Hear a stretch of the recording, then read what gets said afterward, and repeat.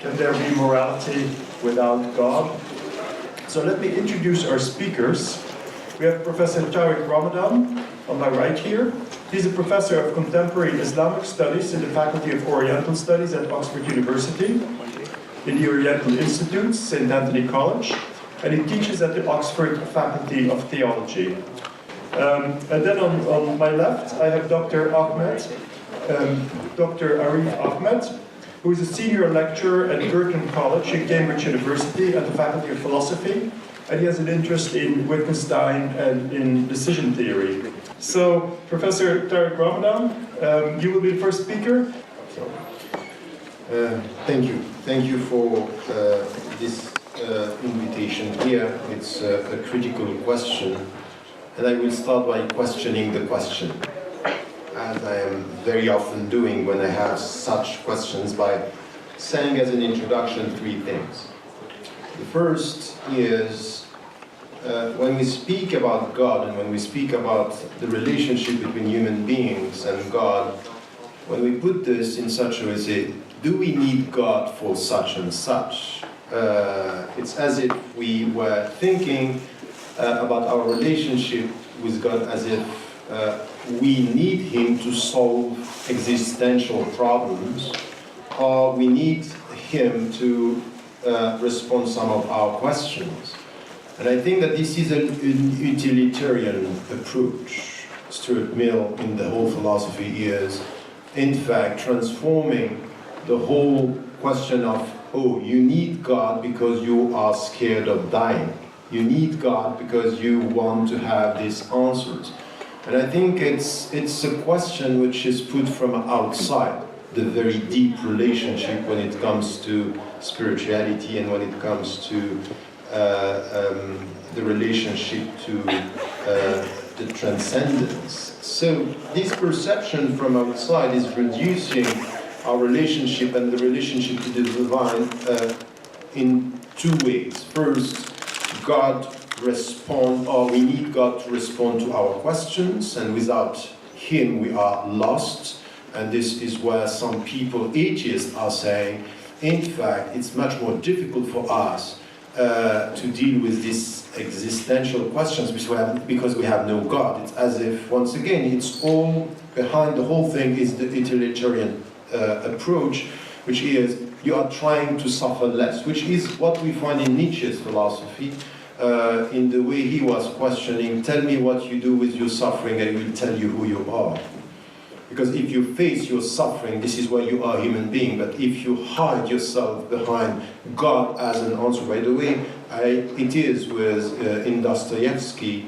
I'm not sure in this book, but Dostoevsky wrote it. Now, it's true that Sartre is referring to it in l'existentialisme et un humanisme. He's referring to this, but it's coming from Dostoevsky for sure.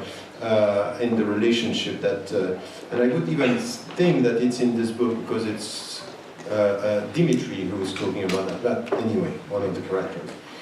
Second thing is, we need God to have moral, or we have rules, and this is the way, as we don't know how to deal with our freedom, God is there to give us some rules to direct us in the childish attitude. Once again, all this is coming from an outsider perception of the relationship and the relationship to God. It's as if, once again, it's talking about God or talking and addressing the question of God's presence through a very intellectual framework, only intellectual. And the very essence of this relationship is not intellectual. And the best way to get this is if you try to explain to me with your mind what is in your heart and what you love, you're not going to get that. And this is where I think that the question is problematic when it comes to connecting God to morality and saying we need God to get morality, and morality is not there without God, which in fact is not said by almost all the main religious traditions. This question is not proposed by any religious tradition. Many Christians, many Jews, many Muslims, and even spiritualities without transcendence are not connecting their spirituality and their the presence of God to morality. They would not say, yes, we need God to get this morality. Some of them are saying, it's innate, it's within us. So, in fact, even if you deny God, it doesn't mean that you are immoral. Or it doesn't mean that you will have an immoral behavior. So this question is very often an atheist question addressed to religious people, and some dogmatic religious minds are reducing morality to the reference to God, and I think that they are wrong in this. They are reducing their own tradition.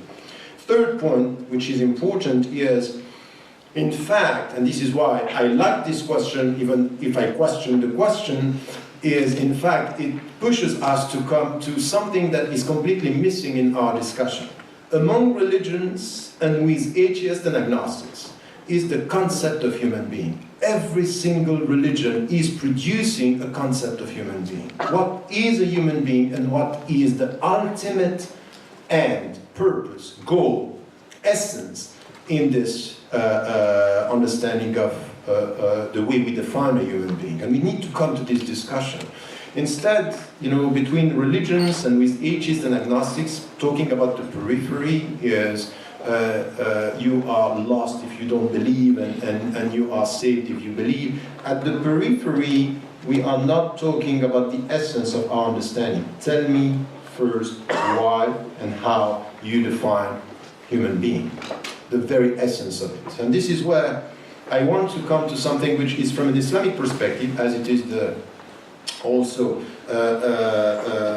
something that is addressed by students here, but we can find this in all, at least the monotheistic traditions are sharing something here as to the concept of human being, and there is something which is very special that you can find also in the Islamic tradition when it comes to this. In fact, from the very beginning, beyond even acknowledging Allah that there is one God, there is a concept that you will find everywhere in the Islamic tradition, which is the concept of fitra. Fitra is the natural state where any single human being, with or without God, here or there, wherever, the understanding here is that there is a natural yearning for an answer as to the existential question. Why am I here?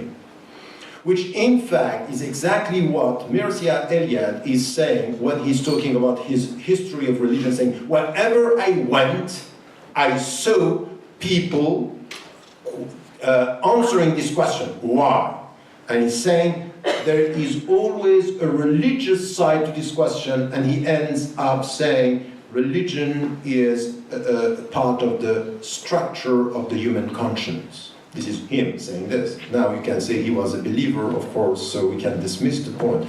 What is interesting here is that from an Islamic perspective, but also from within all the religions, there is something which is a natural yearning, a natural aspiration, first to the question. The answer to the question, why am I here? And with this, there is two other things which are important, is from the religious, the monotheistic tradition, this is understood as yearning for transcendence. The spiritual Confucianism or Buddhism or Hinduism, or chronologically you would put Hinduism and then Buddhism, they are saying that the question is here, and then you have to come back to the self to get the answer. So this is trying to get an answer without transcendence. So anyway, the question is here. And the question is here means as well a third dimension, which is naturally in this concept of human being, we need to get the answers and we need rules. And this you can get it into something which was very critical in what was to be the humanism in the West and the Renaissance. And it came, in fact, from somebody who was a Muslim philosopher, Ibn Tufayl, who wrote a book which is Hayy ibn al-Yaqazan. Very important book. In fact, this is the book which inspired Daniel Defoe when he wrote Robinson Crusoe. This book, it's coming from there. But this is, you know, the neglected part of the Western tradition. Everything was coming from the West, which is wrong. If we come back to the roots, we can see that Islamic philosophy is part of the Western culture from a very long time. But we are not talking about this. Hypnotophile is not taught, while Robinson Crusoe is known by everyone. The problem here is that what he is saying is something which is close to this yearning for transcendence, his yearning for rules. He was alone in the island and he needed rules. Rules means getting a sense of what is right and what is wrong, what I can do and what I cannot do. So at the moment you experience freedom, you need rules. Who said that afterward? Kant and Rousseau. This is what they are saying. You will not experience freedom if you don't know the limits. Limits are helping you to know how much you are free. And the first limits you have are biological freedom, are biological limits. You need to eat. You are not free to say, today I'm not going to eat, and tomorrow I'm not going to eat. I'm free not to eat. With a limit. The biology is telling you, no way to drink or to eat. So nature is putting limits to the way you are going to deal with your own freedom, and then you add to the physical limits, the intellectual limits, and then the social limits, and then the way you deal with nature. Even nature is sending you a message that you have to respect an order. The natural order is putting limits.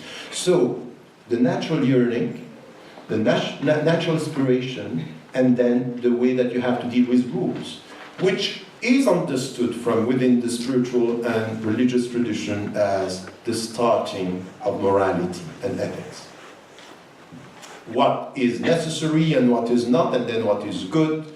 And if you come to the very deep Islamic tradition, for example, what is going to be translated into permissible is in fact known by the people as being good, which means known by the people naturally. There is something inside the people which is the perception that it's innate. There is something within the human being which is a kind of a balance that you can know it's right or wrong.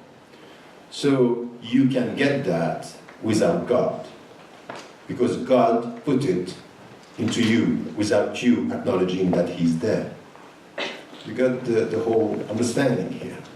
So this is the way religions, and Islam in particular, is putting this into a structure. Now, it's not the end of all that. There is something here which is in the concept of human being which is going to be very critical. And many religious people, they miss the point. Jews, Christians, Muslims, when they deal with other spiritualities and when they deal with atheists and agnostics. In fact, yes, there is a point where a believer there is an act of faith. I acknowledge that there is one God. But before this, in the name of this fitra, in the name of this spark that you have in your heart, which is this natural yearning, the very essence of your being is to be min al-karama. You are dignified. وَلَقَدْ كَرَّمْنَا بَنِي آدَمَ. We give dignity to human beings with his or her understanding that there is God or not. So sometimes you can see people denying God, and you have to say, I don't agree with the fact, I don't share, I don't agree with you denying God. I think that there is a God, but there is something that I cannot deny. You have a dignity. And this dignity is based on what? Coming from all, and once again, if you go deep in the religious Christian tradition, the Jewish tradition, Maimonides, and as a philosopher, and the Muslim tradition, the same, you will see something which is important. 4 dimensions are important in the way you deal with your own dignity. And it has to do with the question that we have now. And once again, for me, it's not to know if I need God to get morality. I say, my relationship to God is not about, do I need Him for morality? That's not the point. This is, I'm sorry, a silly question. The other side is how I'm going to deal with morality here, which is first conscience. What means conscience? Which is consciousness, as you can say in English, which is the proper word, but still, conscience is slightly different. But the fact that you are aware of what you are doing. You are able to assess your own action, which is the double dimension, which is every consciousness is consciousness of something, which is the starting point of, I don't know if you know Bergson, or you know, even by the way, you were referring to Sartre, and the one who was inspiring Sartre on this is Heidegger. Heidegger was talking about this in a way which was important. Conscience is part of your dignity, which is why we are differentiating sometimes in the classification of species between consciousness and lack of consciousness. This is one. The second is intellect, is the fact that you can understand. And this is something which is the way everything started in the creation, is that Allama Adam, he taught names to the human being, is that the intellect, the fact that you can get knowledge and understand what you get, which is not only getting knowledge that you can get also through instinct, is to understand. So once again, consciousness to be able to get a better understanding, or at least an understanding of what you have as knowledge. This is the second dimension. The third dimension is freedom. Freedom is essential. Your freedom is your dignity, so you can decide for yourself. And when you say freedom is your dignity, it means that your intellect should help you to choose with your conscience. And with this, there is the third dimension here, which is you are responsible, accountable. Accountable, and this is the starting point of morality. And I haven't said here that we are talking about you with God, is you with yourself. Consciousness, intellect, freedom, and accountability. Responsible. You are responsible.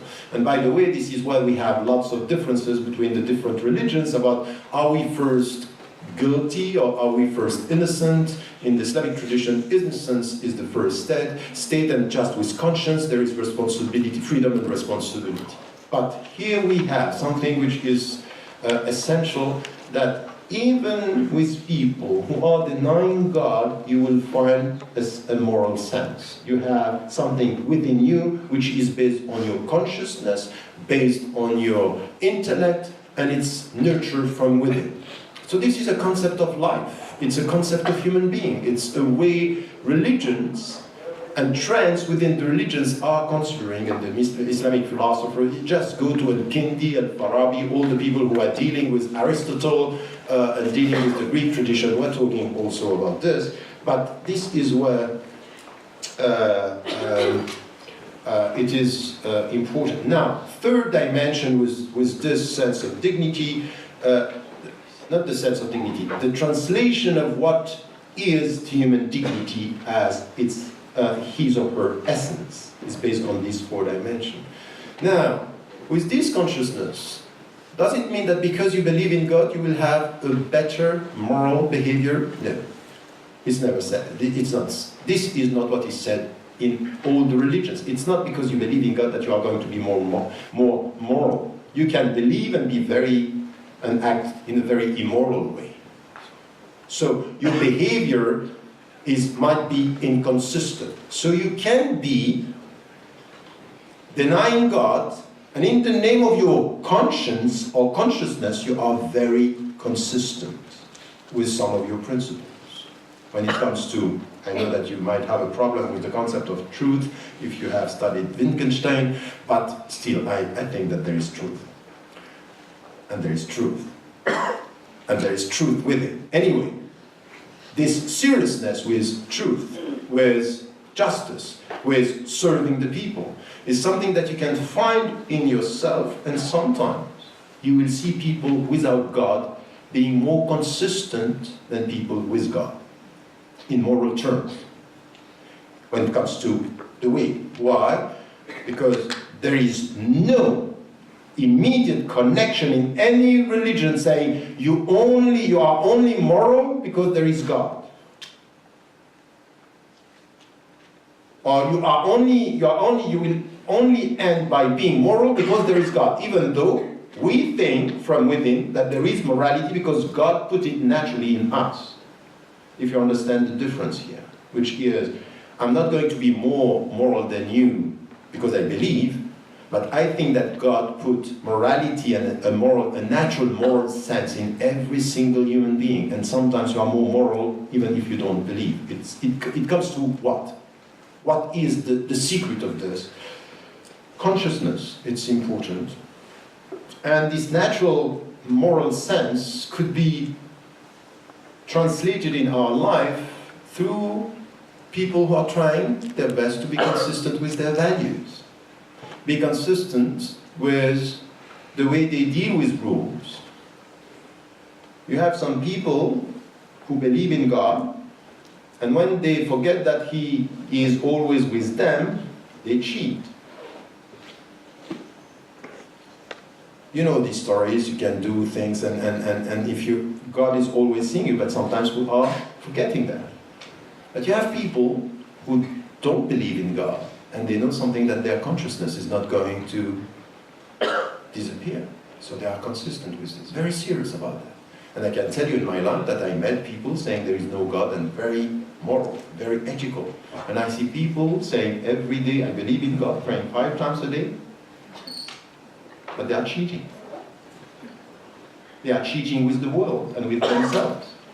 So the assessment here is not about believing or not when we translate this. The final point in this discussion is something that I wanted to add, is at the end, my relationship to God, it's not about that. It's not about knowing if I'm going to be, the end, the purpose of my life is not about only being more moral. Of course, my believing in God is helping me to be with Him and to try to be more moral. But that's not the ultimate goal of life. The ultimate goal of life is something which is beyond morality, which is exactly why sometimes when you talk about religion from outside, you reduce religion to rules and morality. And some religious people are doing this, while this is wrong. Morality and ethics are means to something which is a deeper goal, which is a very specific relationship to God, which has to do with love and inner peace, not tribunals and sense of guilt. That's not the ultimate thing. Imam Nawawi was saying about this obsession of people that is, if I do this, I will be rewarded, so it's all about ethical things. He said, this is Iman al-Tajir. It's the faith of the trader. I give you this, I will get that.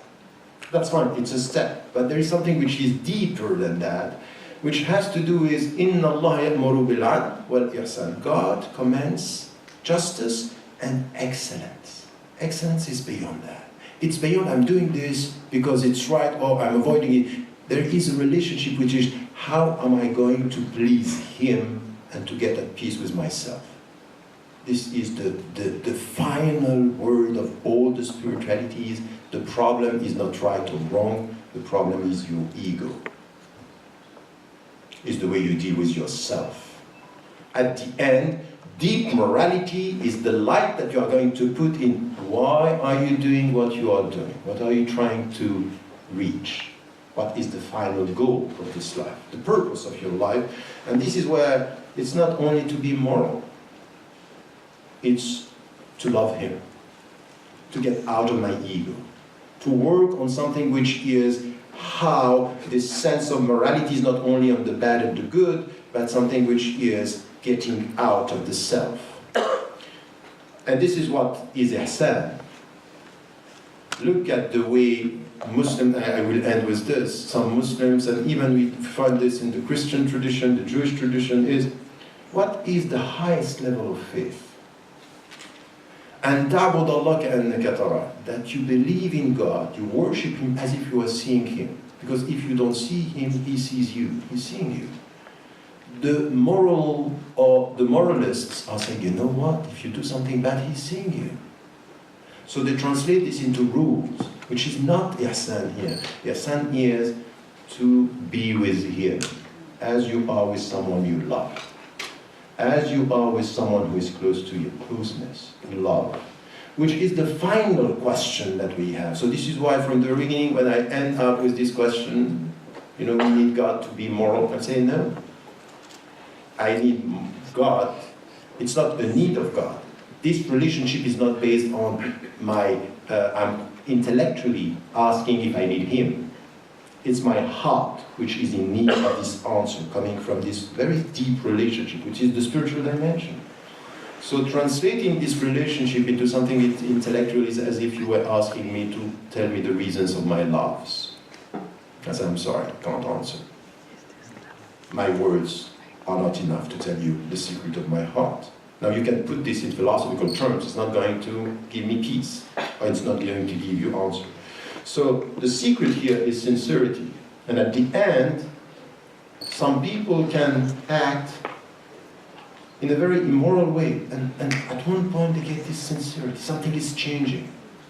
So faith is a revolution. Literally a revolution is when your heart is changing. It's not coming from your mind. And it's not based on morality. But the last point here is, at the end, a sincere love towards God is going to be visible in your ethical life. So it's a revelation, but it's not a definition.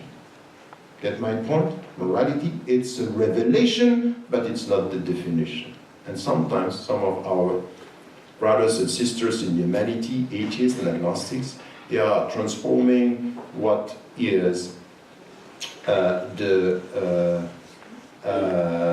revelation as if it was the very essence of the whole thing. And sometimes even believers are responding the wrong way. And this is why I think that we have to rephrase the question and put the priorities in the right place. Thank you.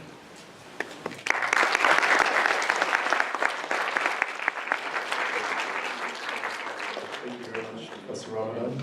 So we now go to Dr. Ahmed. Thank you. Thank you, Professor Ramadan. Thank you to the LSE Students' Union and the Islamic Society for inviting me. I'm very pleased to be here. I must confess to being slightly surprised by the content of Professor Ramadan's talk.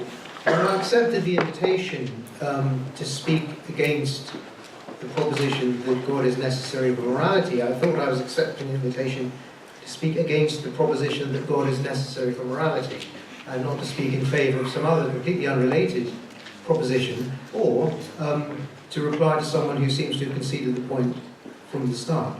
I didn't notice in Professor Ramadan's talk any actual arguments for the claim that it is necessary for religion, though he did touch on a number of other important points that I hope to discuss in the course of what I say, or in the remarks afterwards. I'm going to mention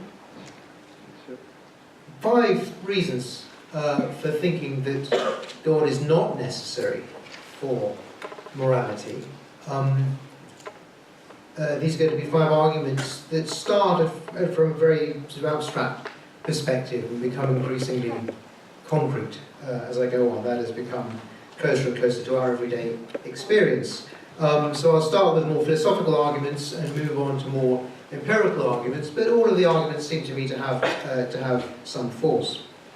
And they're all reasons, as I said, for thinking that we can have, as Einstein remarked in Luke's initial comments, we can have a rich and full spiritual life, and we can have ethical conduct, and we can lead meaningful and ethically valid lives without any reference to God or any sort of religion or whatever. The first sort of reason is a very old argument, but I won't discuss it with reference to its ancient sources, but simply ask you to put to yourself the question, why do you act morally? Or why does anyone act morally? So if we think about moral acts, for instance, it might be giving to charity or being forbearing, loving your children, all of the other things that many of us, I hope, do. When we ask why we do those things, there might be 2 reasons. It might be for religious reasons, it might be because of God, or it might be for some other reason. If it's for some other reason, then it's already true that we have the means to recognise the difference between right or wrong and to act accordingly quite independently of any religious system of belief. But if it's because of God, then it's difficult to see why what you're doing should be regarded as moral action at all. Acts that are motivated by the fact that the Scripture recommends it, or things that are avoided by the fact that the Scripture prohibits it, or that some or other form of religious teaching tells you that you should or shouldn't do it, often backed up by belief in certain forms of punishment that will take place after you die, are not moral acts, whatever the actual content of the act itself, but rather they're acts done for fear of punishment. Just as, my not committing some crime which I fully intended to commit because somebody's holding a gun to my head, my not doing it doesn't make me moral. It's rather that I'm doing it for perfectly good prudential reasons, that is, self-interested reasons. And if moral actions are done for that reason, which is, I think, the principal way in which religion can support morality, then it seems difficult to see how there can be any such thing as moral actions at all. The alternative, which seems to me much more plausible and likely in most cases, is that we already and independently have reasons for thinking that something's right or that something's wrong, and for acting accordingly. And those are reasons to which we can have access, if they do exist, without any reference to religious teachings, or religious revelation, or any other form by which these ancient doctrines have been transmitted. Now notice that nothing in that argument relies upon religion being false, or upon God's existing or not existing. I myself do think that all religions are false. But as Professor Ramadan commented, there's a classical Muslim tradition of people who think that reason is the source of morality, and that's something that we all have, and is not something for which we rely on any divine inspiration or revelation or religious doctrine. And St. Paul has a similar, expresses a similar view, so it's also a view that's held by Christians. So whether or not you believe in God, whether or not you're religious, I think this argument should carry some conviction. That is to say, this argument should give you good reasons, I think compelling reasons, to think that if we do have moral actions at all, then we can perform them and we can assess them quite independently of religion. To put it another way, if you can't tell the difference between right or wrong, if you don't know what it is to act morally or not, if you are a completely amoral agent, then being told about God and being told about religion isn't going to make you any more moral. It might make you act differently for self-interested reasons, but it won't turn you from an amoral agent into a moral agent. That's not what's going to turn that particular trick, if anything can.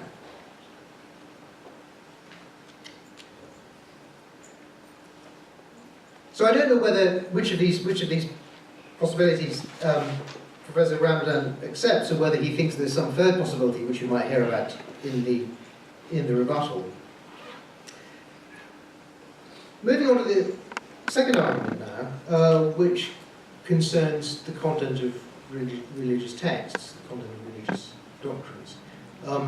It's a well-known fact that many religious texts either condone or encourage a variety of acts that we nowadays would consider, I think quite rightly, to be morally appalling. There are well-known examples from the Old Testament, which is a particularly rich source of all kinds of wickedness that was perpetrated at the behest of the God of the Old Testament. Murder, racism, infanticide, slavery, killing of homosexuals, a variety of other things which I think many of us would now regard as completely wrong, but which were, as I say, either condoned or in fact encouraged by religious scriptures. Now, I'm not citing this point to say, oh, therefore religion's bad, so it must all be wrong. I mean, that is a point that you could make, and then somebody might dispute that. But I'm not citing this fact in that connection now. The point of these examples is that, of course, we can already tell that there's something wrong with those bits of the Old Testament. And we already know, if we're Christians or Jews, we already know that we need to make some allowance for that and perhaps reinterpret the scripture, or perhaps not take that part of it so seriously nowadays, or something like that. And so the question is, how do we know that unless we already know, independently of what's in scripture or religious doctrine, what's right and what's wrong? So this is really an argument, this second argument is really an argument in favour of the first possibility that I mentioned in the first argument.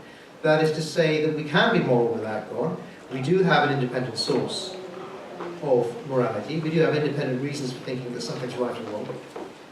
Because that's what tells us that this or that part of scriptural doctrine is invalid. Or at least bears, let me say, bears some reinterpretation.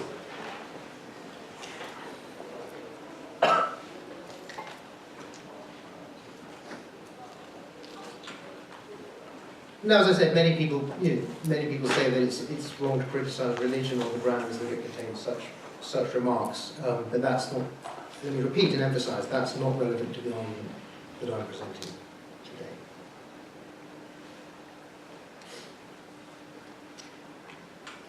Let me turn now to the third point that I want to make, which is perhaps a slightly less abstract matter.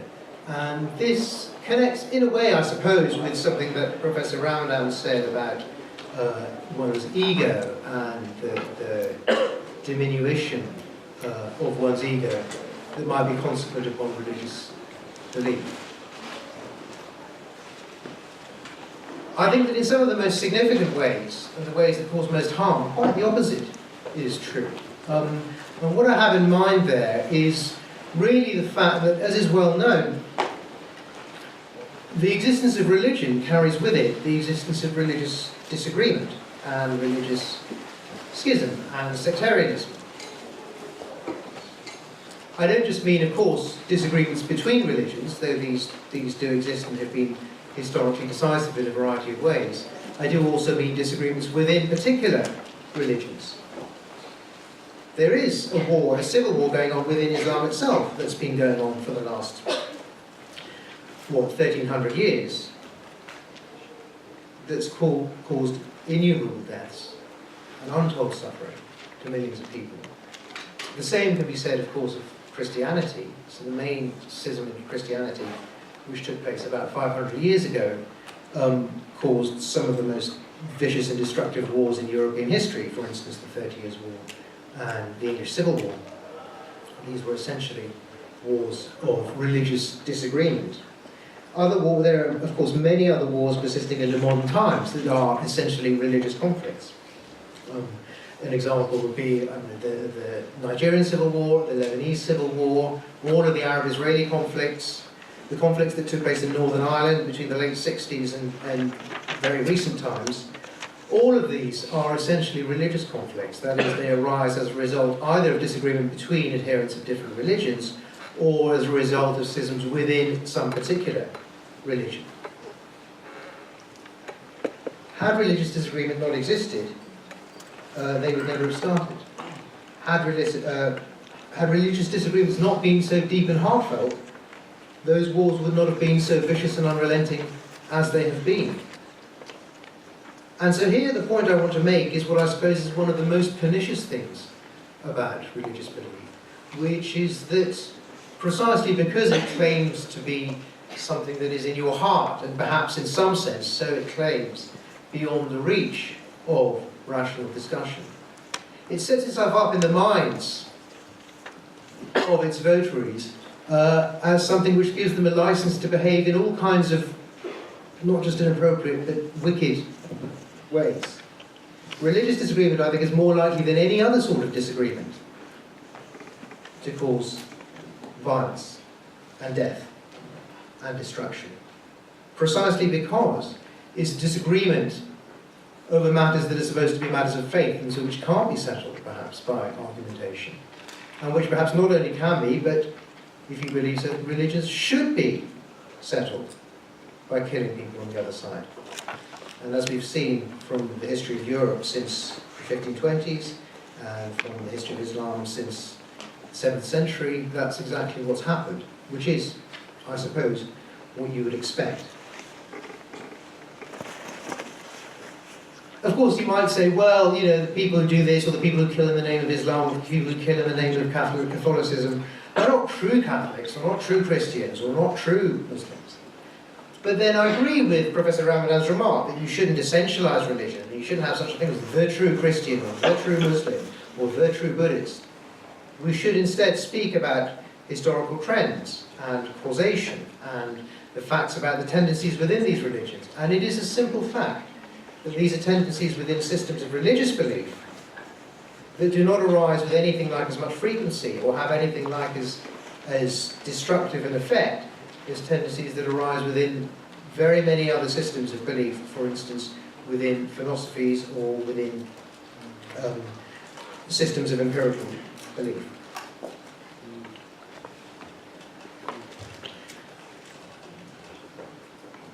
The point of this third argument, then, is that far from being necessary for moral action, religious, or rather what I mean now is religious belief, seems to have a tendency in quite the opposite direction.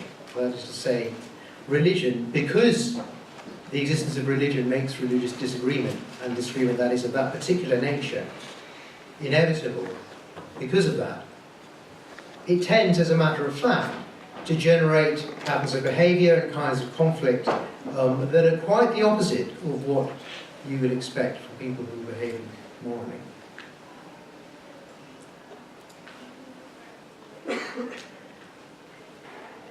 The fourth point that I want to discuss is a more, is perhaps moving closer to people's everyday experience and is a more empirical point, which just concerns the actual prevalence of behaviour that we should regard as moral or behaviour that we should regard as immoral in the world today. I would say that the evidence is not completely conclusive in either direction, but there certainly is some fairly good evidence of a correlation between, for instance, of a causation between, for instance, prevalence of religious belief and increased rates of certain crime, including homicides, increased rates of serious crime. Many of the countries with the lowest crime rates in the world, the lowest homicide rates in the world, countries like Hong Kong and Sweden and Iceland and other countries where religious belief is not at all prevalent. In fact, religious belief is relatively rare. Not all of the countries where the homicide rate is low are religious countries, but most of them are. And many of the countries where it's higher are countries where people self-report that they have, there are very high levels of religious belief, people are more concerned about religion, and it plays a big role in their lives. Now, of course, it's true that the mere existence of a correlation between those two things doesn't show causation in either direction. And you might say the reason for that is because people who live in poorer countries or people who live in countries where there's more violence are more likely to seek solace in religion. So the fact that religious countries are countries with a higher homicide rate and irreligious countries are countries with a lower homicide rate does not show decisively that there's causation in that direction. But it certainly is evidence in that direction, quite independently of that point.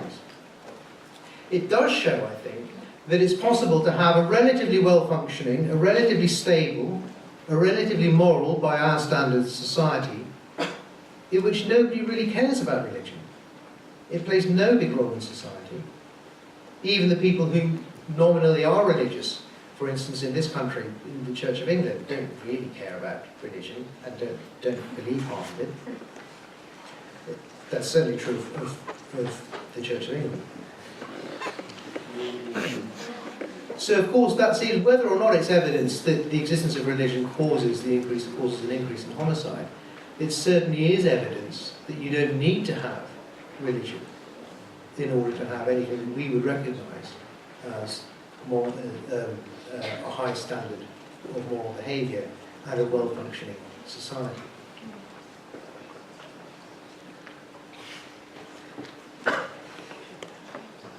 The fifth point that I want to make concerns your own everyday life. So most of us, so I suppose this is coming closer to experience still. So most of us, I would hope, haven't been directly involved in warfare or haven't been victims of homicide or these other serious, obviously not, these other serious crimes. Nevertheless, we all have to make moral decisions every day. If we actually think about how this actually impacts on real life, as we live it, we do have to make moral decisions every day. There are big decisions concerning things like abortion and euthanasia that many people have to take. There are small decisions, relatively small decisions, concerning giving to charity. There's the attitude one takes towards one's children. There's the political party that you vote for. These are the sorts of actual ethical problems that we face in our everyday lives. Now, can somebody tell me well, I would challenge anyone to tell me whether there is a single one of these problems, ethical problems that we face in our everyday lives, on which we need to have some sort of religious guidance, when we can turn to a rich and vast tradition of secular thinking about these matters, on the basis of which practically any position could be defended. I'm not here trying to oppose some sort of pluralism. I think pluralism about these matters is very important and should be defended. But I think a vast plurality of views on these ethical questions is consistent with the total absence of religion from these debates, because just about every view on every ethical question has been or can be defended on the basis of, as I said, our very rich philosophical tradition. We have tradition of ethical secular thinking going back to ancient Greece, from Plato and Aristotle to Hume and Mill and Kant and into the modern day, which can be used, as I said, in support of a variety of positions within which there is an ongoing and very lively debate, and the study of which I submit would make a much more effective and positive contribution to public morals than would what is, as a matter of fact, the typically dogmatic disputes that we associate with religious belief. Just a couple of examples of this on this point. If we take, for instance, one debate on which, my own position is probably closer to those of many religious people, let's say the issue about abortion, for instance. There is a debate about abortion, and it's often characterised as a dispute between one side where people have the sort of liberal view concerning abortion, which is that it's permissible and it's simply a matter of the mother's autonomy, versus what is often cast as an essentially religious view opposing it. And of course, if that were true, then I would think that there would be a need for religion in order to support the opposing viewpoint. That is the point of view according to which we should be very concerned about the prevalence of this of abortion in this country, let's say, since it was legalised.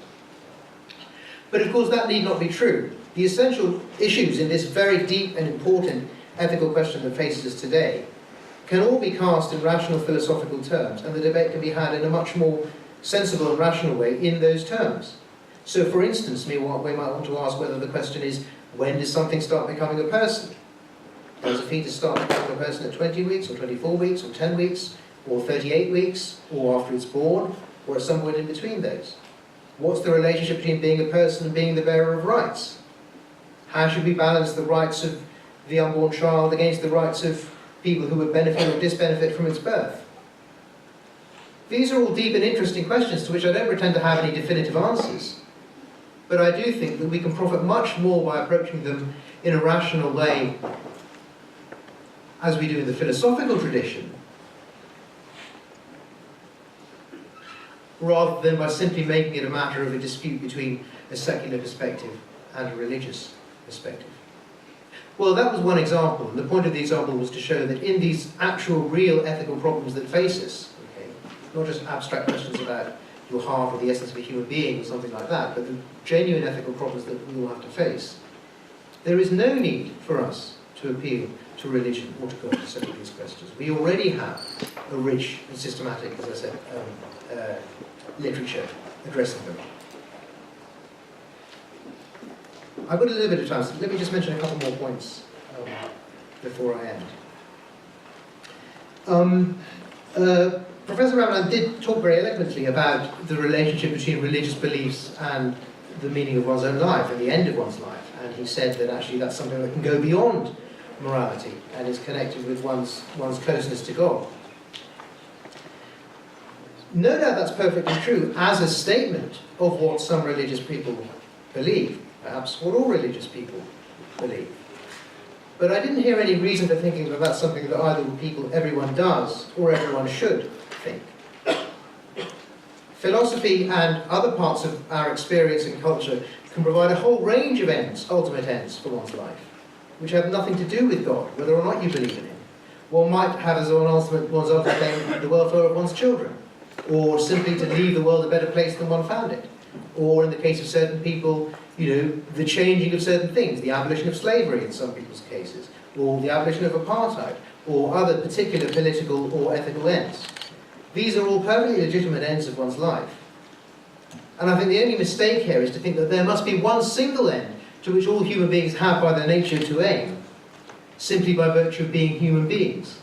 There's no evidence at all for that, and it's simply a fallacy to suppose that because we're all human beings, there must be some single thing to which the meaning of all our lives tend.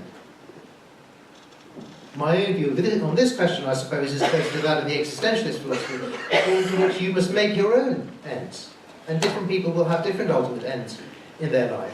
And there's no particular reason why religion, rather than any other system of beliefs, be it political or ethical or philosophical in some other way, should not animate one's life and give one perfectly non-materialistic, perfectly spiritual guidance in one's life. It's just that this can be done without any reference to God. To sum up then, I've mentioned five arguments in favour of saying that we don't need God for morality. There was the argument that began with a dilemma about why people act morally. There was the argument concerning the sorts of actions that are condoned or encouraged in religious scriptures and how we know that those things are wrong. There was the argument from the fact that religion causes religious disagreement, and that has in fact caused the most violent and atrocious episodes in human history. There was the argument that, as a matter of fact, it seems that there's a strong correlation between well-functioning ethical societies and lack of religion. And finally, there was the argument that in the actual ethical problems that face us in our real lives, we have no need to revert to religion because we already have a philosophical tradition that can answer our needs. Let me just finish. There was a very apt quote from Einstein that Professor Bowman's mentioned at the beginning. I just want to finish with a passage from the Dalai Lama, of which I disagree with the first sentence, but I agree with the rest of it, but I'll quote all of it. What he says is, all the world's major religions, with their emphasis on love, compassion, patience, tolerance, and forgiveness, can and do promote inner values. But the reality of the world today is that grounding ethics in religion is no longer adequate. This is why I'm increasingly convinced that the time has come to find a way of thinking about spirituality and ethics beyond religion altogether. Well, I think that time has long passed. Thank you.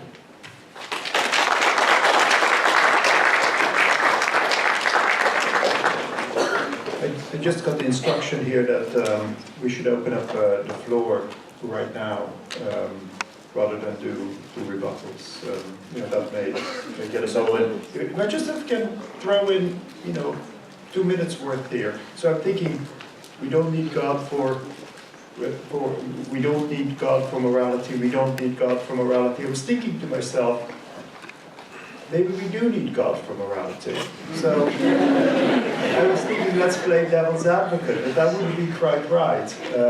So we play God's advocate here. So here's a thought that came to me, and I'm sort of wondering, before we open the floor, what our speakers would think of this. So you could say, look, I was listening to a radio show, and I was struck by, it was about Alexander. And they said Alexander went into battle with the Iliad. He always had the Iliad along, gave him strength, all right? And I was thinking, well, that's kind of interesting, because in a way you could say, when we fight the battle of life, there's these dark moments that we encounter, right? And these are the moments when we lose faith in ourselves, when we lose faith in humanity. And at moments like that, I think to carry on loving one's neighbor, one does actually reach for the books of the great Abrahamic faiths. Other people don't. They reach for spiritual poetry, they reach for fiction, they reach for other forms of art. But there's always a sense of reaching for something that has a transcendence in it in order to live that battle of life.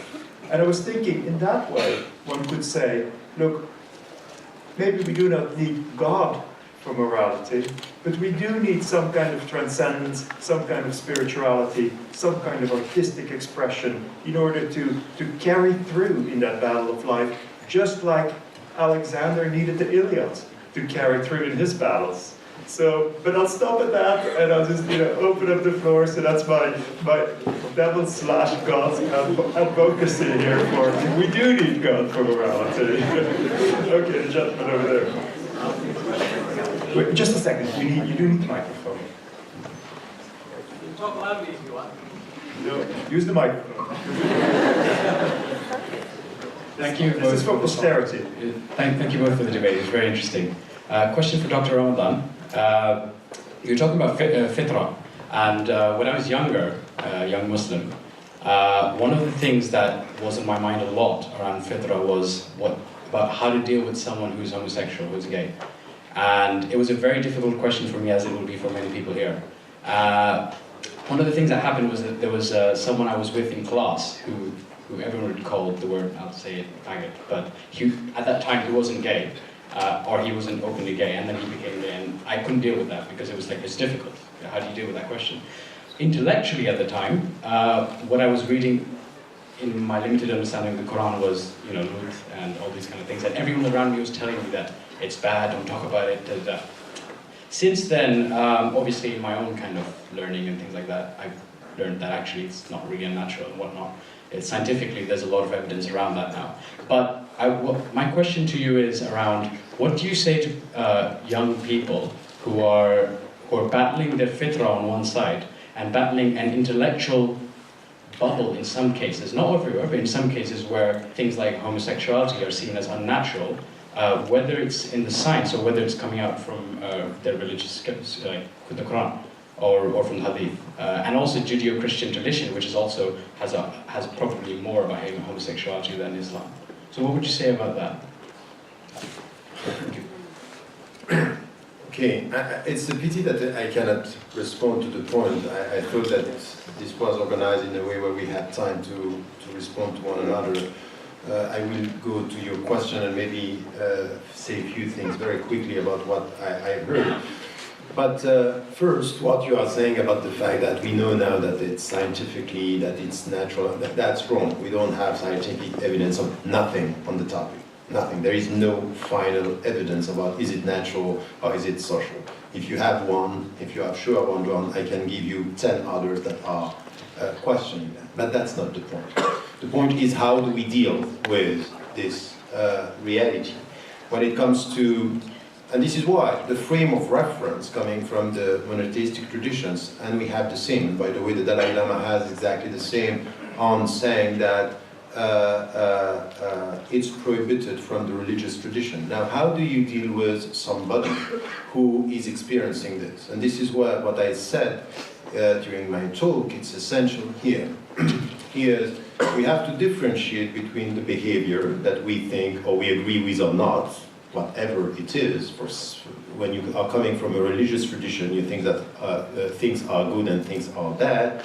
And the way you deal with the being and the essence of the human being, by saying, I acknowledge the dignity of your being and I respect who you are, I disagree with what you do. So this is the starting point of anything which has to do with mutual respect, is never undermine my dignity as a being, even though you don't agree with my behavior. So which is an essential position here. I can tell you that within the religious traditions, Christianity, Judaism, Buddhism, in fact, if you look at what is happening, I don't know if you heard about what is happening in Russia, the way people are even not referring to the religious tradition, they are very, homophobes are around. So I think that within the religious tradition we have dogmatic moments and we have interpretations that are not going that way. But I think that I can say, and you should respect, the position of someone telling you, within my frame of reference, the way I believe I think it's wrong. It's not something that you should do. But I respect who you are. You should acknowledge that somebody can tell you this without telling him and ending the discussion by saying you are homophobes or you are backward or you are not modern. Or I think that this is where we need to set the limits of our mutual respect in the way we are dealing with this. I forgot to mention something, which was, at that time... Do you need the microphone? Sorry.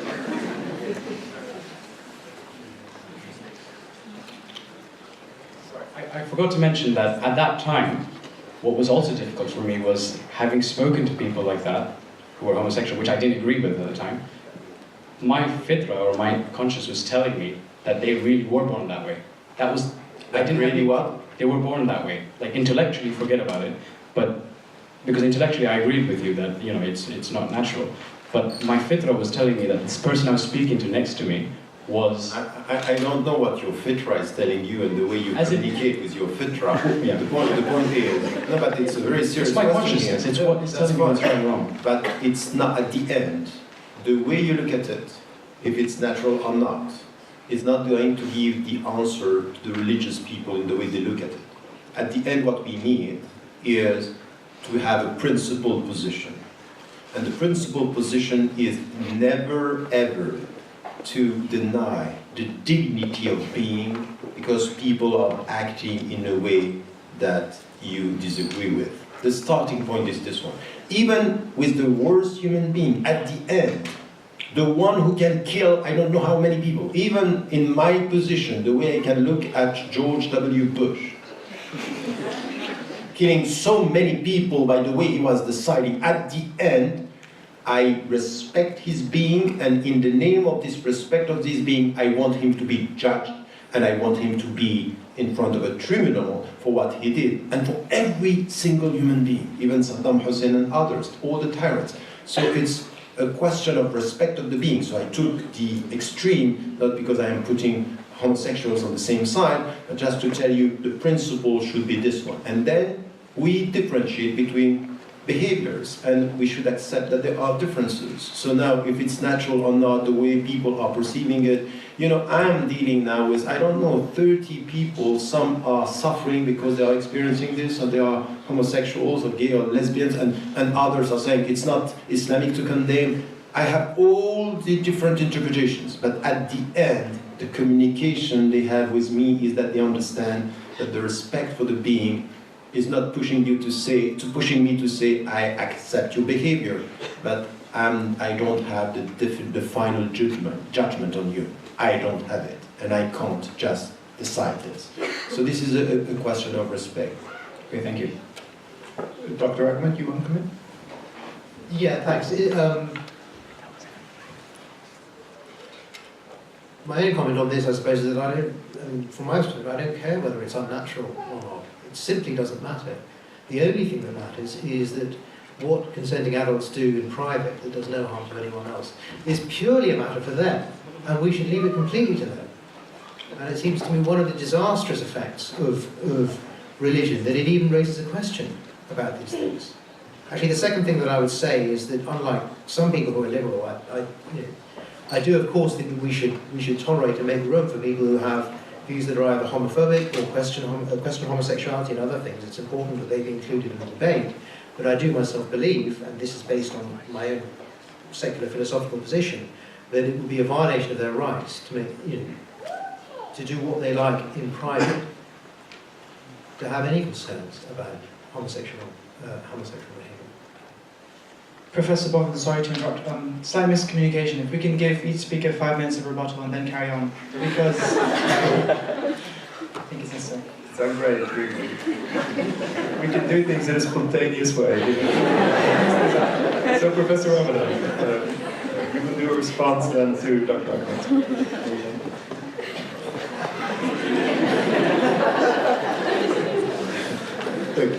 You did insist on it. No, because I think it's important. The starting point of the discussion before we open up is just a reaction to our respective position, and you did it at the end as to what I said about spirituality, for example. Once again, I would disagree with the first point that you made or raised 5 points. The first one is about if you do this because you are scared or fear of the punishment, it's not really moral. This is the Kantian position, saying the autonomy of morality, that so it has to be done for the sake of the morality of itself. I don't think it's right. I think that morality could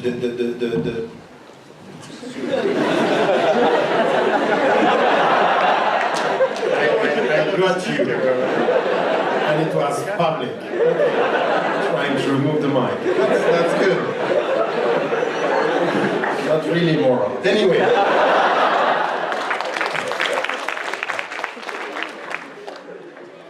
So, I would say that the fact that there are punishment or there are rules, for example, in our society, doesn't mean that it's not moral. There is morality even there if there is punishment and you do it. So this kind of idealized perception, we do things for the sake of doing them because it's right per se. I think this is a Kantian position which is very far from the reality. On morality, he was, I think, far from the practical dimensions of things. The second thing that you were saying is that we need to have morality to assess the immoral things that we find in the scriptural sources. Because what we, I think that this, first, we have morality. And now, there are other dimensions that we have to take into account here. When it comes for example, with the Qur'an, for Muslims to say it's immoral what we see in the Qur'an, this is something that would not be acceptable for a Muslim the way he or she reads the Qur'an. Now, we take into account the context, we take into account the culture, but still it's a whole dimension between the principles that could be trans-historical and the cultural, the models, the translation that are historical. And here is where our intellect is working, our understanding, but, and for example, the way we can deal with some of the social behavior or the sexual behavior is also based on what is trans-historical and what is changing. And this is where the way you were putting it could be discussed or at least disputed from within the religious tradition. Now, to take as an example that we might not need God and religions for morality, because what we see in history is religions struggling within and with other religions, and they were, responsible for so many people. Look, that has nothing to do with religions. It has to do with human beings. Because if you look at people who are saying there is no God and no religions, they are as responsible as killing people. It has nothing to do with the religions itself. Saying that, you have what is killing human beings more today?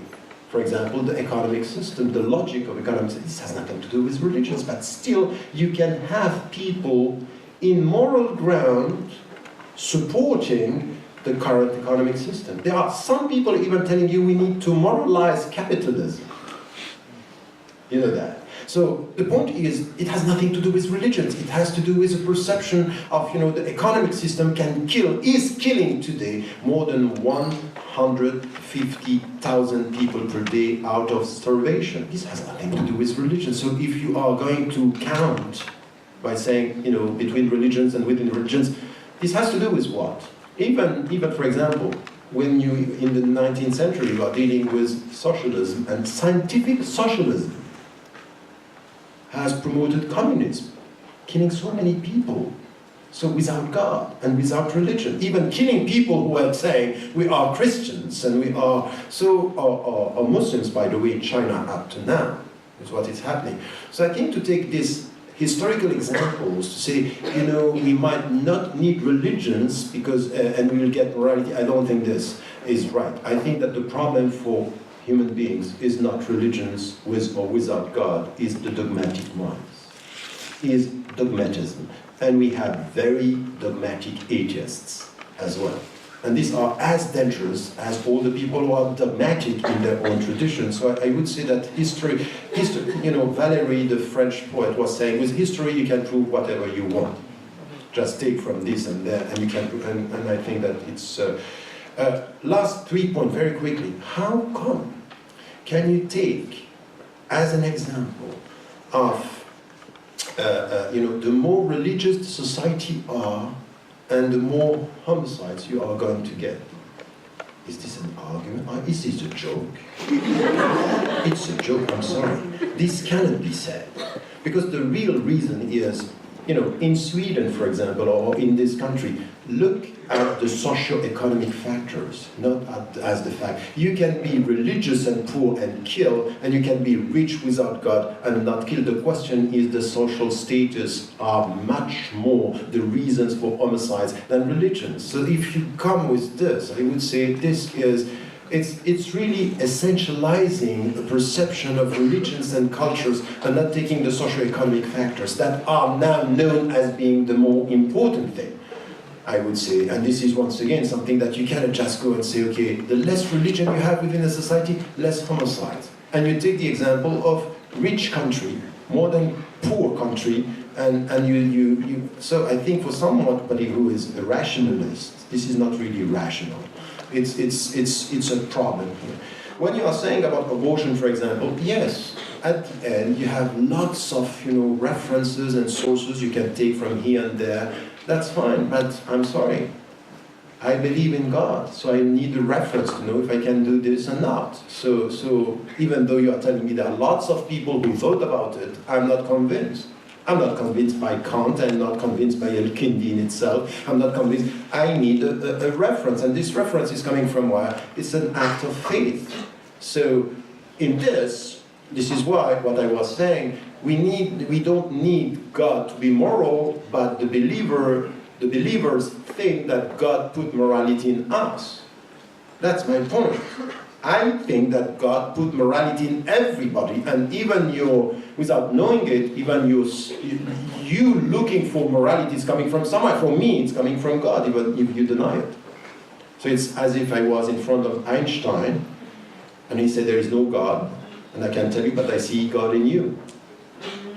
Even he is saying there is no God. So this is my relationship with God, and it's normal for me to get this frame of reference. So when you are saying to people, you don't need God, but it's not a question of needing God or not, it's a question of believing in Him and believing in a frame of reference. And we have to respect that as something which is essential. And the last point, which I never said, to say that the purpose of life is to be close to God, this spirituality, and thinking that it's going to be the purpose for every single human being. It's not even said in the Qur'an, in any religious book.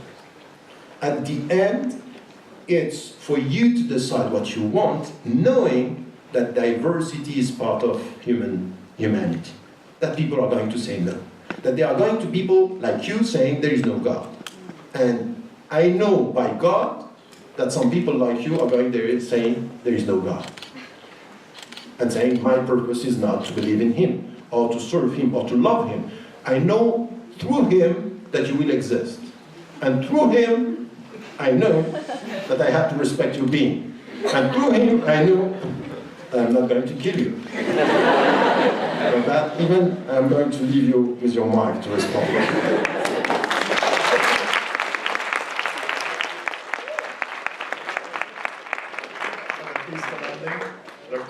Thank you. I think it might be helpful then for me to mention the five arguments that we've discussed, on which you just made a few comments. On the first argument, it's simply not true that my position was motivated by a Kantian perspective. You don't have to be a Kantian to think that doing something out of self-interested motives because of scriptural command or because of religious doctrine stops it from morally acting. Okay? And I would say that if you do something simply for those self-interested motives and not for any other reason, then it does stop you from being a moral agent. And it's not just a Kantian who needs to think that. Why? Because it's self-interested. I think if someone's holding a gun to your head and that stops you from, let's say, shooting someone or whatever else it was that you could have done, that makes the refraining not a moral act. It's not a moral refrain. Why? I don't get that. If I'm giving a gift to somebody, it's to please him or her, but to please me as well. I'm pleasing myself, but it's still a gift. So when I'm doing something which is good, because I'm scared of whatever could happen, it's still a moral act. Why morality is without the sense of even fearing the consequences or a punishment? I don't understand. Well, the point is, it's very simple. If I said, why did you do that? And you said, because someone told me to.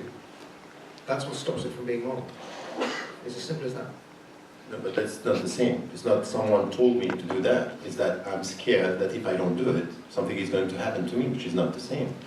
It's not to act by proxy, it's to act by consciousness. Why is it not moral? Well, it's quite simply not moral to act. Because It's not, I don't see it. If it's simple for one you. can act out of concern for others.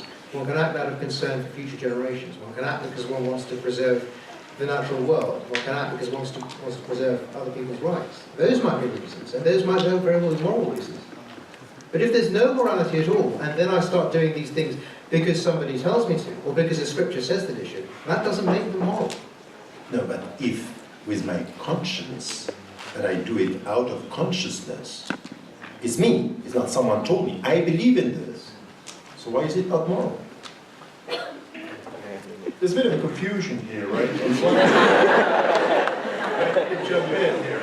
It seems like the point is that if you do things, if there's self-interest in the picture, does that take the morality away?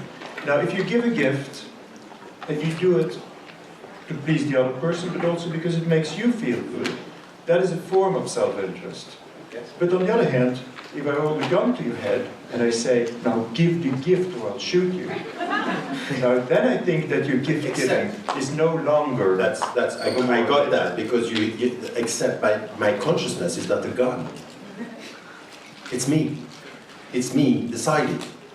And deciding to do this because I fear that something could happen. It's me and my conscience. It's not a gun. It's not somebody else. It's me believing in it. So why is it not moral? It's me. I am an individual and a person, and it's an individual and an agent of my own action. It's in me. It's not a gun. It's not police. It's God in my heart. But it's very simple. And even if someone threatens me to do something, then I might still do it because I want to avoid the thing that's being threatened. Of course, in all of those cases, you're doing it because you want to do it, you're conscious, you're an agent. That by itself doesn't turn a non-moral act into a moral. Moving on to the second Because the God in one's heart is interesting here, right? Because there is the God in one's heart which is positive force, but there's also the God in one's heart which is a fear of punishment. And it seems like if it's a fear of punishment, I'm with Dr. Ahmed.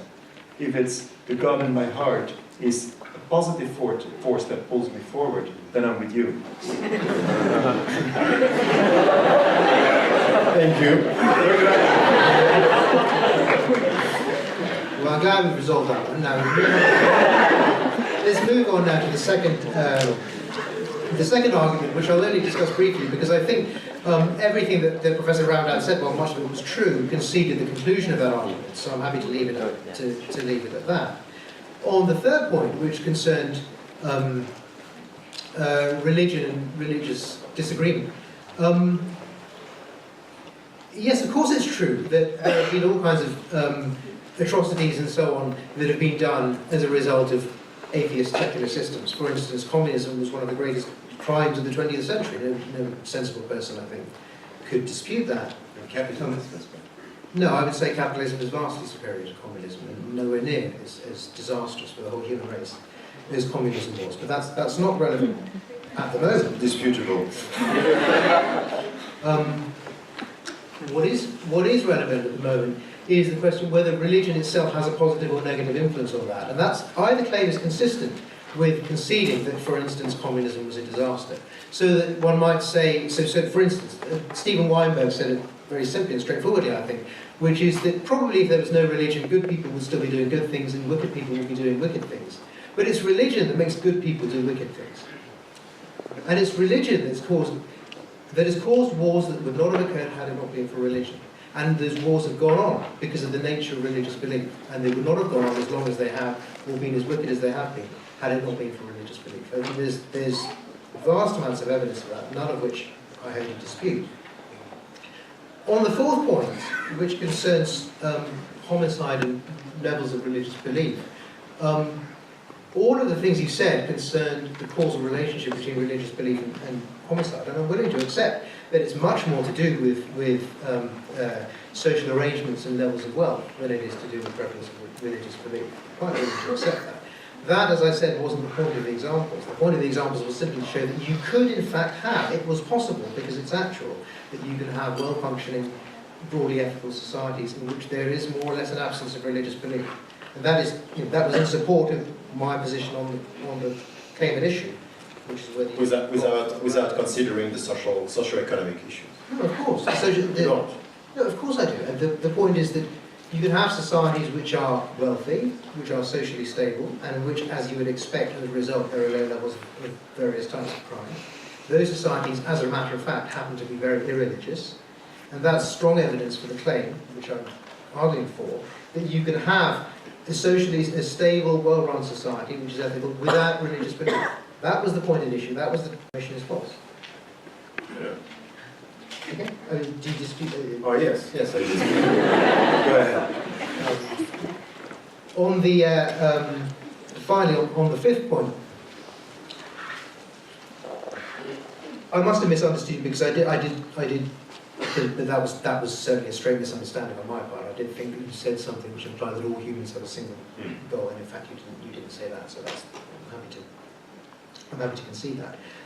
But as far as the relevance to the proposition that we're discussing goes, we are discussing the proposition whether you can have morality without God, and perhaps in a broader sense whether you can have meaning in your life or something spiritual or transcendent, as we put it, without God. And I think that that's perfectly possible. I think someone like Einstein, for instance, could be described as a spiritual and transcendental person. And there are many people who have reached beyond what you might regard as the more basic material needs and interests of human beings in an entirely secular way. So I think that there is no need for religion in that connection. It may indeed be that for certain people, religion happens to supply that need. I wouldn't dispute that. But that, of course, wasn't the point of the point at issue. The point at issue was whether you could have these sorts of kind of meaning in your life without religion. And I think there's plenty of evidence that you can. Thank you.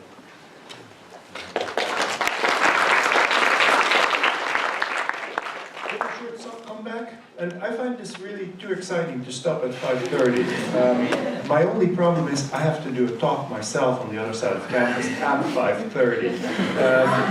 Now I'm going to have them wait a little bit, but I can't have them wait for very long. So I'm wondering whether Dr. Walters could take over for me in about 5 or 10 minutes, and if the organizers are okay with extending it until 6. Yes? Is that all right? So I'm just going to let this go for 5 more minutes, then you come up and you call the questions.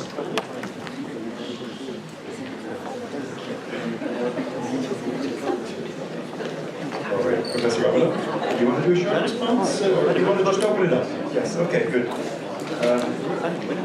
I'm going to go to the person right behind the last speaker. That was the person who had a hand up? And she gets the mic first. If we could possibly finish at 1:45 rather than 6, because some of the Muslims need to play Maghrib. Sounds 1:45, and then we'll all head off for Maghrib. The Muslim attendees, feel free to join us in the prayer rooms. It's nearby, so you can pray Maghrib as soon as the event finishes.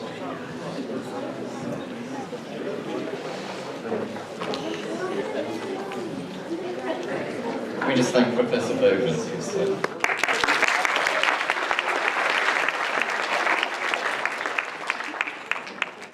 person who turned on an episode of The Wire like 5 minutes before the end and you're going to clue what's going on.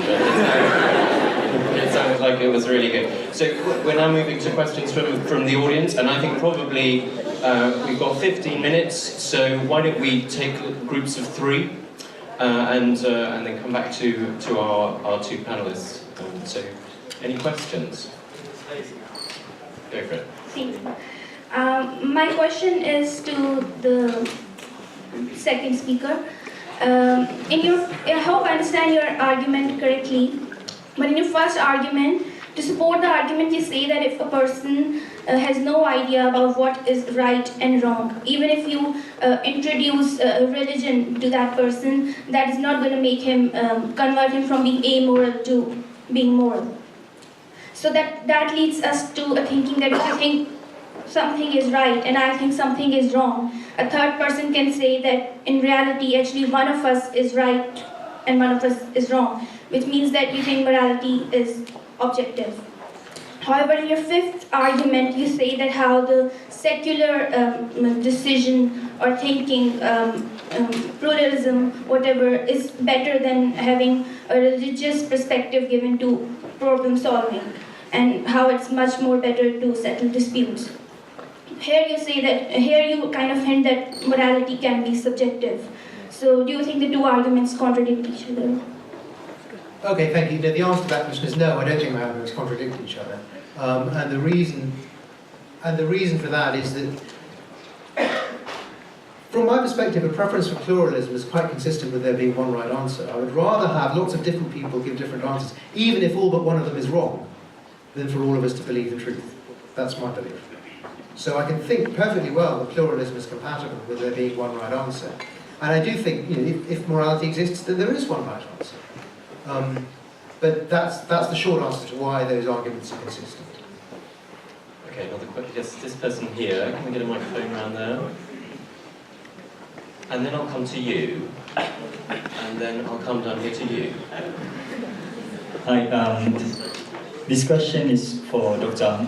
Arif Ahmed. My question is human intelligence enough to define what is right or what is wrong? Because at the end of the day, please take into account, for example, intense, something like homosexuality or abortion. Some people believe that they are right, some people believe that they are wrong. To what extent do we define the truth? Who knows the truth at the end of the day? Please answer. Thank you. Yeah, let's take three. So we'll come to this lady now. Yeah, we'll group them together. Yeah, that's right. Hi, my question is for Dr. Ahmed. With respect, I feel that you've constructed something of a straw man argument based on everything that's wrong with religion, whereas I think the question was really about God. So my question to you is, if you strip everything away, imagine all the scriptures didn't exist, but conceded that there could be a God, do you believe you have an innate moral capacity, and if so, where does it come from? Okay, we're working Dr. Ahmed very hard here. And, That's good, carry on. Can we get the mic down here to this lady here? Right down the front here.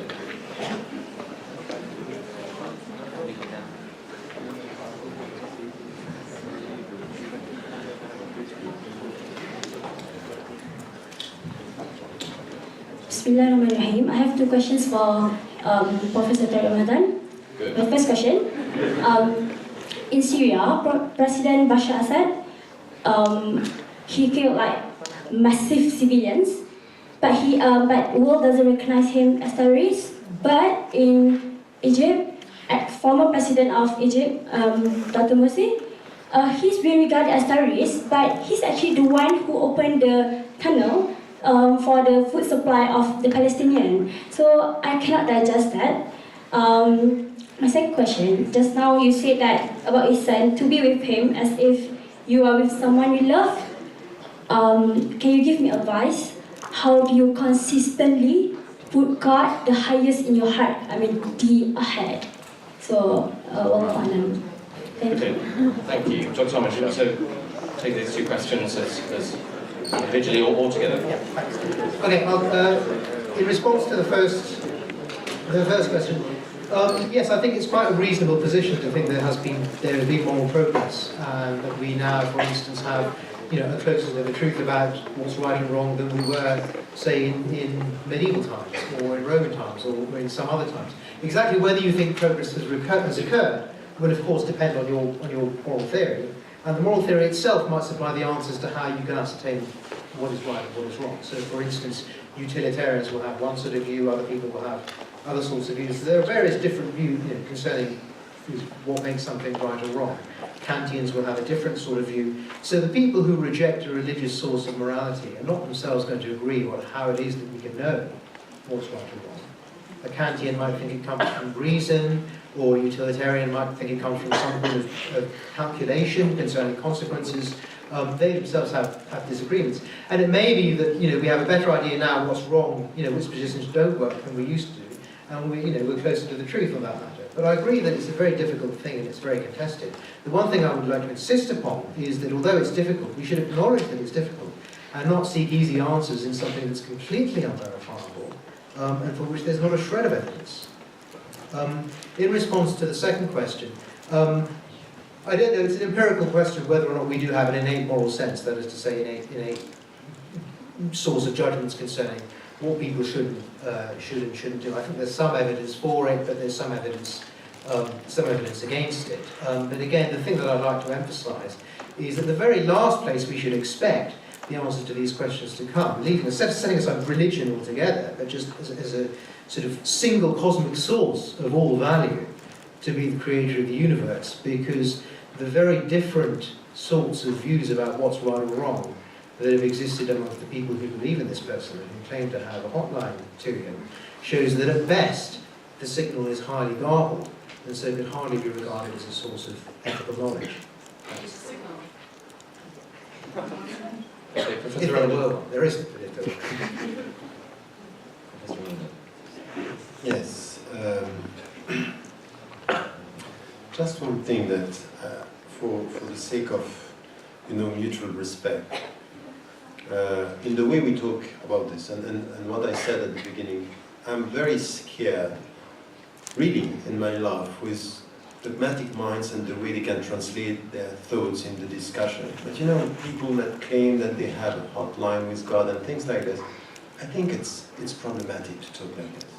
I don't like that. I would never talk about anyone who can say I deny the very existence of God or I have a doubt in a way which is diminishing or dismissing their position. This is the first thing that we need in philosophy, which is intellectual humility, in the way we portray this. Because, in fact, it might be that you are referring to me in the way we translate that. And I think it's not right. I think in this dialogue, when it comes to God and the way we have to talk about that, I would say it's just a reaction in the way things were put. It's not really within the topic, but I can connect what you were saying about to the topic in one way, just to try to do that, about the way we are labeling people, who are the terrorists and why people are labeled terrorists and put on the wrong side of the moral equation by saying, for example, Bashar al-Assad is a dictator, and at the end, morality and labels could change. Some people, when they are supporting some causes, are perceived as freedom fighters, and when they are resisting the same people or other people afterward, they are perceived as terrorists. So, for example, in Afghanistan, the Taliban for a while were, fighting against the Russian, and then when the Russians were not there, they were terrorists. So, and the same with Bin Laden. So, morality and politics don't match in an easy way. So this is why there is a third factor which is important, which is power. Who has the power and who has the power to label? And we have to be on this. I'm very, very scared of the people, once again, who are entering in the political realm with a very simplistic and naive way of dealing with morality. We need to get the power, should be part of the discussion here. And as to the second question, it's a deep question. It's not another lecture. It's a long seminar on how do you get this? How do you get...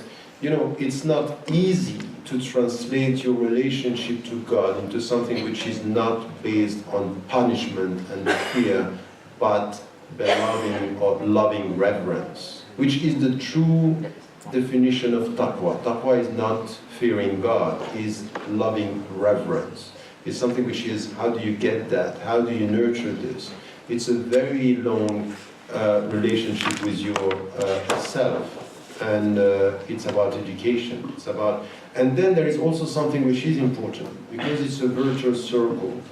The more you do this, the more your behavior is going to be moral, and the more your behavior is going to be moral, the more you are going to free yourself from yourself. So there is something which has to do with behavior, I would say. Now we have 3 minutes, and I think Justin's telling me to take one more question.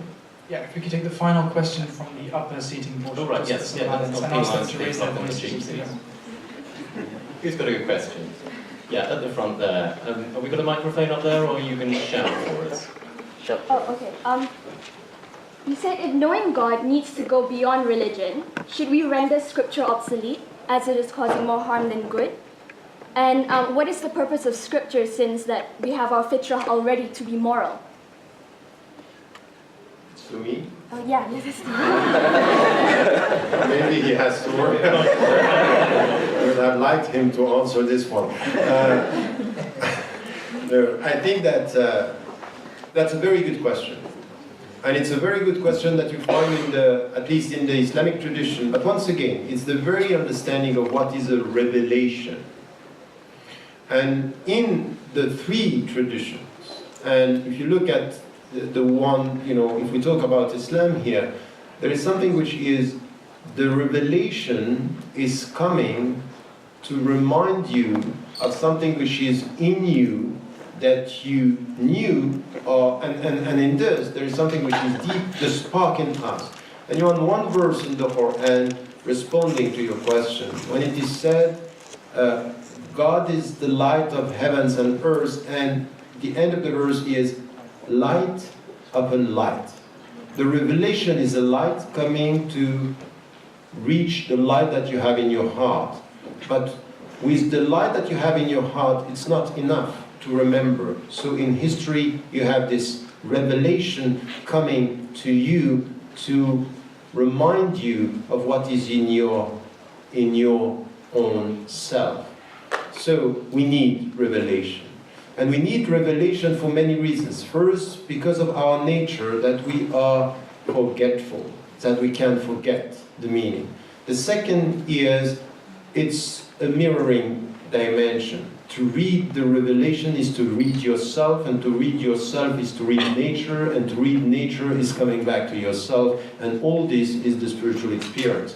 So we need the revelation for that. And then the last dimension of revelation, which is not the first as some scholars are putting this, starting with the revelation but putting, these are the rules. No, the first dimension of the scriptural source, or the scriptural sources, is much more about light, love and morality than rules and legislation. So it's also to give you the way, the foundations for you to know how to behave in order to nurture this. So the way you are with your heart is going to be through your behavior, and the revelations are telling you how you move ahead, how you move on, how you have to deal with it. Always sending you back to three dimensions that I refer to in my talk. The first is your consciousness, the second is your freedom, and the third is your responsibility. This is essential, and all this is the very meaning of the light that needs light to get the right path. At the end, the way I will put it is light in your heart help you to see, and intellect with your mind help you to move. So you need the light to be able to move, and you need to move relying on the light. Thank you. We've got to wind up. Do you want to make a final? Yeah, thanks. So I suppose my final remark would be this. I think one of the valuable things that that's come out of this session is that it has, or at least I hope it has, got across, part of what it would be and part of what it would be involved in living an ethical and meaningful life, spiritually meaningful as well, life without religion. I know that for many people who are religious, especially those who've been religious all of their lives, it can seem quite frightening and daunting to imagine life without religion.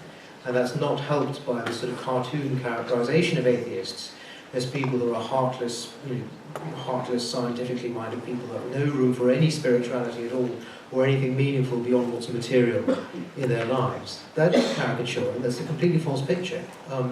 And one thing, as I say, I hope the arguments today have got across, is that if you're contemplating life without religion, or you want to think what it would be, don't be put off by the idea that atheism is empty and cold and devoid of any meaning. It's quite the opposite. There is, as I said, a whole rich tradition of meaning and thought and spirituality into which you can connect if you reject religion. Thank you. Thank you. Well, despite my late arrival, I can see that this has been a very respectful and thoughtful discussion about a topic where we need a lot more respect and a lot more thought. So can I thank you all for coming, thank ISOC for organising it, but particularly thank our two distinguished speakers, Professor Ramadan and Dr. Ahmed.